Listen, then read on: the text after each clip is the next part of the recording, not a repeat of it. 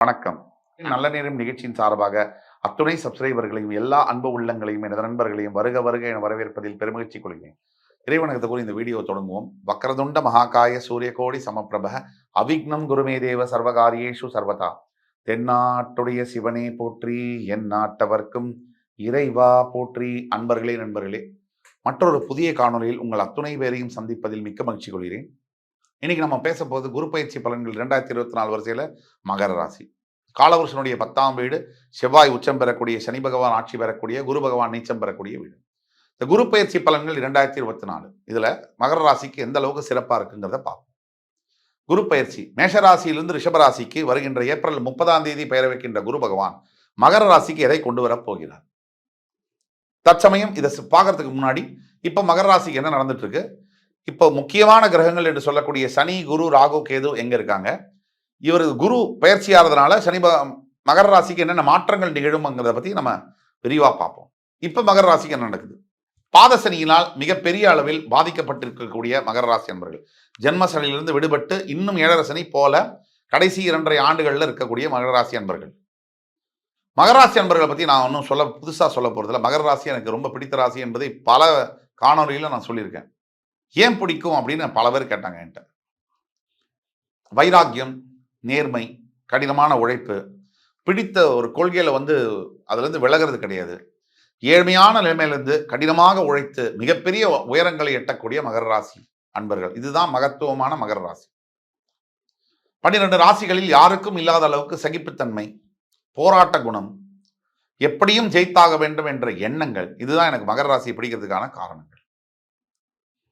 மகர ராசி அன்பர்களை பொறுத்த வரைக்கும் எது வேணாலும் விட்டு கொடுப்பாங்க, ஒன்றை மட்டும் விட்டு கொடுக்க மாட்டாங்க. வைராக்கியம், சுயமரியாதை, சுய கௌரவம். இந்த மகர ராசி அன்பர்களுக்கு நான் சொல்லி உங்களுக்கு தெரியணுங்கிறதுல பணப்பிரச்சனையினால ரொம்ப பணப்பிரச்சனை, கொஞ்சம் நஞ்சம் இல்லை. ஒரு 500 ரூபாய் 1000 ரூபாய் கூட இல்லாத அளவுக்கு பணப்பிரச்சனைகள் மகர ராசி அன்பர்களுக்கு பார்த்துட்டு தான் இருக்காங்க. நல்ல வசதியா வாழ்ந்தவங்க, இந்த நம்ம சூப்பர் ஸ்டார் கூட சொல்லுவாரு, நல்லா வாழ்ந்தவன் என்னைக்கும் கெட்டு போக கூடாதுன்னு. ஆனா மிகப்பெரிய உயரத்துல வாழ்ந்தவர்கள் இன்னைக்கு 7.5 சனியினால் அடிப்பட்டு, துவைத்து எடுக்கப்பட்டு ரொம்ப கஷ்டத்துல இருக்காங்க. இது ஒரு பாயிண்ட். 2வது புல்லட் பாயிண்ட், மகர ராசி அன்பர்கள்ல ரொம்ப இந்த பாசம் பந்தமெல்லாம் உண்டு. நண்பனுக்காக ஏங்குறது, மனைவி கணவனுக்காக ரொம்ப ஏங்குறது, அபரி விதமா ஃபீல் பண்றதுலாம் மகர ராசிக்கு உண்டு. அப்படி மகர ராசி அன்பர்கள்ல கணவனை பிரிந்து, மனைவியை பிரிந்து, இல்ல ரொம்ப உற்ற தோழனுடைய மறைவுக்கு பிறகு அழுது கொண்டிருக்கக்கூடிய உள்ளத்தால் இரத்த கசிவை ஏற்படுத்தக்கூடிய அளவிற்கு இந்த 7.5 சனி அவர்களை பாதித்திருக்கு. வெளியில சிரிச்சா கூட உள்ளுக்குள்ள அழுது கொண்டிருக்கக்கூடிய மகர ராசி அன்பர்கள்.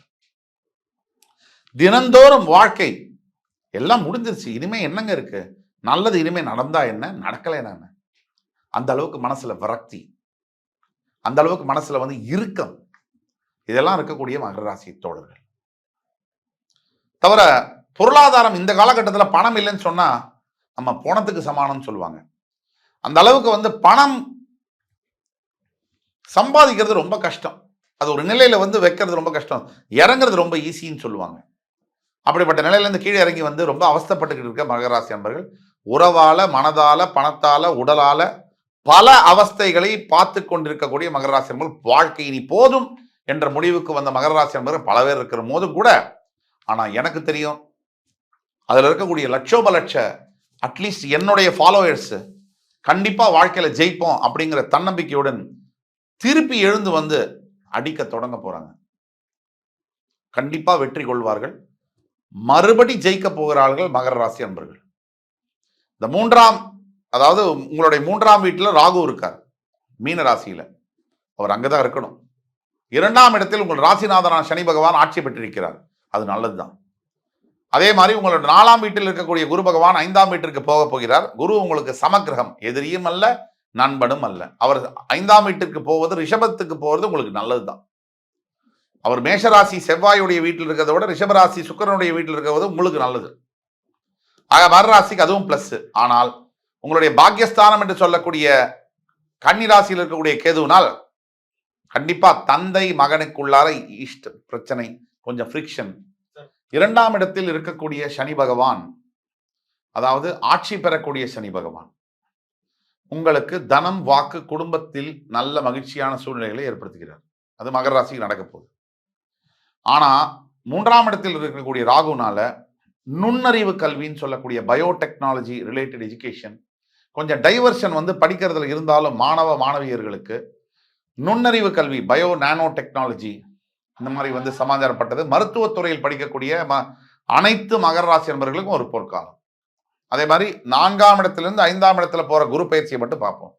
4ஆம் இடம் மேஷராசியிலிருந்து பெயரக்கூடிய குரு பகவான் உங்கள் 5ஆம் இடத்துக்கு போய் அவர் 5ஆம் பார்வையாக உங்களுடைய 9ஆம் வீட்டை பார்க்க போகிறார் கேது பகவானை. இது முதல்ல. பாக்கியஸ்தானத்துல குரு பார்வை விழப்போகிறது. அங்க கேதுவோட சேர்ந்து கேட யோகம் ஏற்படும். சோ பணப்பிரச்சனையால், முக்கியமாக பணப்பிரச்சனையினால் அவதிப்பட்டிருக்க கொண்டிருக்கக்கூடிய அனைத்து மகர ராசி அன்பர்களுக்கும் இந்த பணப்பிரச்சனை என்பது தீரப்போகிறது. கண்டிப்பாக கடன் தொல்லையிலிருந்து விடுபட போகின்ற மகர ராசி அன்பர்கள் ஏப்ரல் 30ஆம் தேதிக்கு பிறகு பணப்பிரச்சனையிலிருந்து கண்டிப்பாக மகர ராசி அன்பர்கள் விடுபடுவீர்கள்.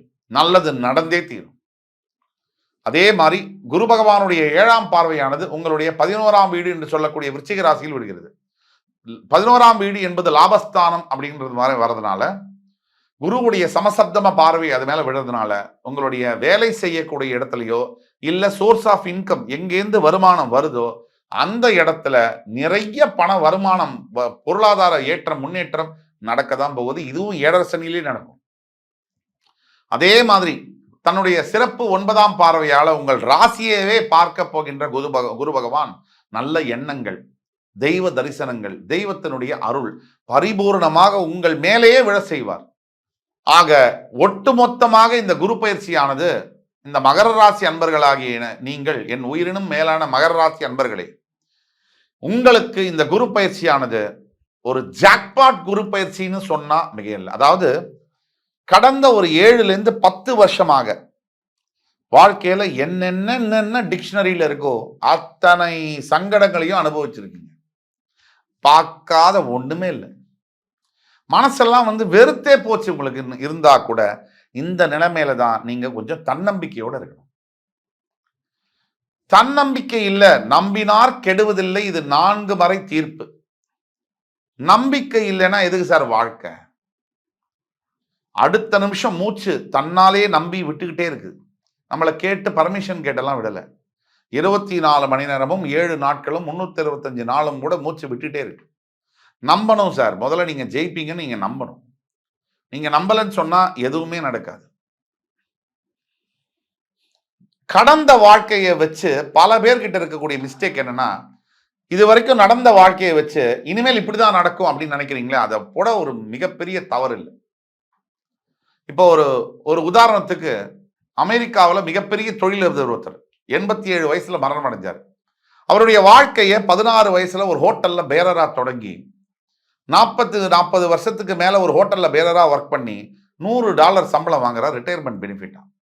இதுக்கு நடுவில் அவருக்கு 2 திருமணம், 2மே விவாகரத்து, குழந்தைய பிரிய வேண்டிய சூழ்நிலை. கிட்டத்தட்ட ஒரு 30க்கும் மேற்பட்ட பிசினஸை தொடங்கி எல்லாத்துலையும் ஃபெயிலியர். இதுக்கு முன்னாடி 13-14 தடவை தற்கொலைக்கு முயற்சி பண்ணி அதுலேயும் ஃபெயிலியர். அப்படிப்பட்ட ஒரு நபர் தன்னுடைய வாழ்க்கையில் அவர் வைத்த நம்பிக்கை கடைசி 67வது வயதுல தற்கொலைக்கு முயற்சி பண்றார். பாத் டப்ல போய் படுத்துக்கிட்டு தண்ணி வரல, அதுல இருந்து உயிர் பிழைச்சு கையில் இருக்கக்கூடிய $60 வச்சு கோழியை வறுத்து பக்கத்து வீடுகள்லாம் வித்து ஆரம்பிச்ச ஒரு கம்பெனியுடைய பேர் தான் KFC, கென்டெக் ஃப்ரைடு சிக்கன். அந்த ஓனருடைய பேரு மிஸ்டர் கென்டெக். அவருடைய வாழ்க்கையை பத்தி தான் பேசுவோம். 87வது வயதுல அமெரிக்காவுடைய டாப் 5 பில்லியனியர்ல ஒருத்தரா இறந்து போறார். இப்ப இது 67 வயசுல ஆரம்பிச்சு 87 வயசுல அந்த கேம் முடியுது. அந்த 67 வருஷம் அந்த கேம்ல பாத்தீங்கன்னு சொன்னா வெறும் தோல்வி, பிரச்சனை, லாஸ், இழப்பு, இது மட்டும்தான். 67 வயசுல வரைக்கும் தோத்து போயிட்டோம், இனிமே என்ன இருக்குன்னு அவர் நினைச்சிருந்தாருன்னா நமக்கு KFCங்கிறது பார்த்துருக்கவே முடியாது. ஆக உலகம் முழுக்க இன்னைக்கு நீங்க குட்டி சந்து எந்த நாடுல போனாலும் இருக்கு. இது ஒரு உதாரணம். ஆக என் அன்புமிக்க மகர ராசி நேயர்களே, உங்கள் வாழ்க்கை உங்கள் கையில், நடக்கவிருப்பது நல்லதாகவே நடக்க இருக்கிறது. ஆக நம்பிக்கை வையுங்கள். வெற்றியுடன் நடைபோடுங்கள். மறுபடி உங்கள் எல்லோரையும் சந்திக்கும் வரை உங்களிடமிருந்து விடைபெறுவது உங்கள் ஜோதிட கலாநிதி சுபாஷ் பாலகிருஷ்ணன். நன்றி, வணக்கம், வாழ்க வளமுடன்.